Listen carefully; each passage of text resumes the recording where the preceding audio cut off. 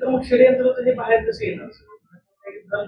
नरेंद्र मित्रांना हे सगळं माहिती होतं, माहित असून पण त्यांनी हे केलं किंवा हे षडयंत्राचा भाग असू शकतो. नरेंद्र मित्रांवरती गुन्हा दाखल झाला नाही, चौकशी केल्याने त्यांनी सगळं बाहेर कसं येणार? नाही, आता ते पोलिसांचा इन्व्हेस्टिगेशन पार्ट आहे की ते काय प्रकारे करतायत. तुम्ही तक्रार देणार का? नरेंद्र मित्रांना आरोपी करावा यायचा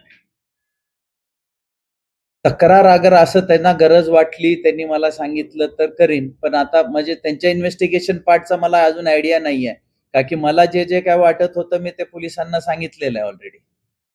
बद्दल सरकारकडून काय तुम्ही मुख्यमंत्र्यांना भेटलात, पत्र लिहिलात, पुढे काही बोलणं झालंय, काही तुम्ही त्याचा फरक घेताय की लवकर व्हावं याच्यासाठी कुणाशी बोलताय, काही उत्तर आले का? पत्र नाही, पत्राचं उत्तर नाही. तुम्ही तुळजापूरमध्ये पण एक मुवमेंट चालू झाली या गोष्टीवरून, असं काही आहे का?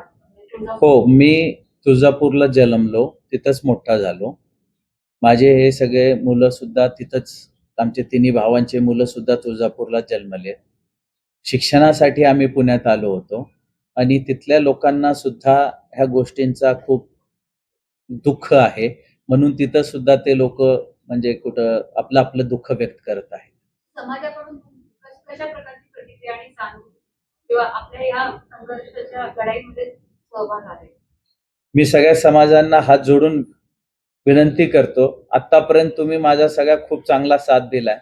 अजून मला न्याय भेटण्यासाठी सगळ्यांनी माझा असाच साथ द्यावा आणि ह्या दोघा आरोपीला व ह्याच्यात जे जे आरोपी असतील, जे समोर येतील पोलीस इन्व्हेस्टिगेशन मध्ये, त्या सगळ्यांना शिक्षा भेटण्यासाठी माझा सहयोग करावा अशी मी त्यांना विनंती करतो.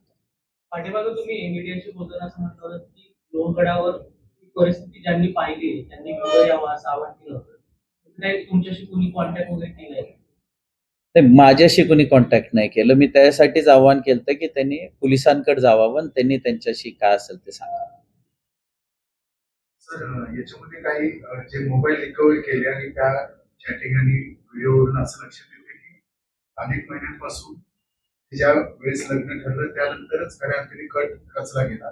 त्यामध्ये कॉन्टॅक्ट किलिंगचा देखील एक पर्याय होता, स्लो पॉइझनिंग करणार होती.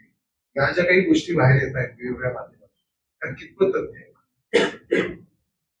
सर सत्यच असेल ना, म्हणजे पोलीस हे जी गोष्ट सांगू शकेल, मी कसं सांगू शकणार? इन्व्हेस्टिगेशन हे पोलीस डिपार्टमेंट करतोय. नाही, मला काही कल्पना नाही दिली. मला जे काही कळतंय ते मीडियावरूनच कळतंय. खून करण्याच्या उद्देशानेच स्त्रियांनी त्याशी लग्न जुळवलं, मध्ये मित्तल वगैरे ही सगळी मंडळी, म्हणजे काही षडयंत्र आहे मोठं, कोणी दुसऱ्याचं आणखी कोणी याच्यात असू शकतं असं वाटतं. याला काय आर्थिक बाजू आहे का की दुसऱ्या